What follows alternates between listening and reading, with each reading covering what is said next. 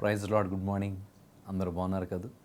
ఈరోజు వాగ్దానంగా పరిశుద్ధ గ్రంథాలు తెరిచి యోబు గ్రంథము 8వ అధ్యాయము 22వ వచనాన్ని మనం చూస్తే, అయితే ఇంకను ఆయన నీకు నోటి నిండా నవ్వు కలుగు చేయను, ప్రహర్షముతో నీ పెదవులను నింపును. ప్రహర్షముతో నీ పెదవులను నింపును. ఆయన నీ నోటి నిండా నవ్వు కలుగు చేసేవాడు. చాలామంది పైకి నవ్వుతుండొచ్చు, కానీ వారికి నిజమైనటువంటి నవ్వు వారి జీవితంలో వారు ఎరగకపోవచ్చు.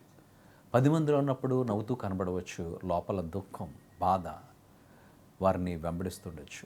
అయితే ఇక్కడ భక్తుడు అంటున్నాడు, ఆయన నీ నోటి నిండా నవ్వు కలుగ చేసేవాడు. నవ్వు ఎలా వస్తుందండి?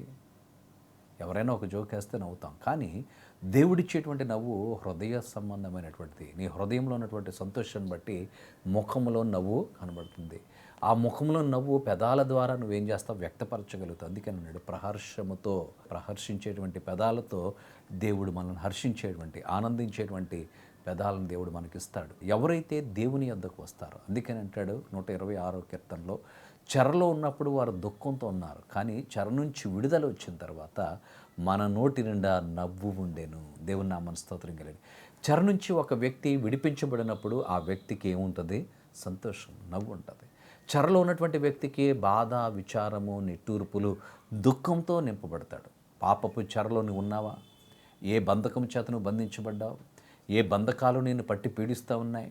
ఈ యొక్క సమయంలో ఆ బంధకాల నుంచి విడిపించుకోలేక, ఆ యొక్క సహవాసం నుంచి విడుదల పొందలేక నీవు సతమతమవుతున్నావేమో. ప్రభు దగ్గరికి రా. ప్రభు వాటి నుంచి విడిపించడానికి ఈ లోకానికి ఆయన వచ్చాడు. ఆయన అమూల్యమైనటువంటి రక్తాన్ని నీ కొరకు చిందించింది నీ పాపముల నుంచి పరిహారం చెల్లించడానికే. అందుకే ప్రభు దగ్గరకు వచ్చి, ప్రభువా నేను పాపిని అని నువ్వు చెప్తే చాలు, ఆయన నిన్ను ప్రహర్షముతో నింపేవాడు.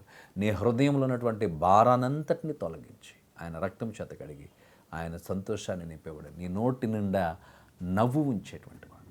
కనుక నవ్వు అనేటువంటిది హృదయంలో కొంతమందికి బాధ ఉండి పైకి నవ్వుతారు, కానీ దేవుడు నిజమైనటువంటి సంతోషాన్ని, హృదయంలో ఆనందాన్ని నింపేవాడుగా ఆయన ఉన్నాడు. కనుక ప్రభు దగ్గరికి రా. ఆ నిజమైనటువంటి ఆనందం, సంతోషాన్ని అనుభవించు.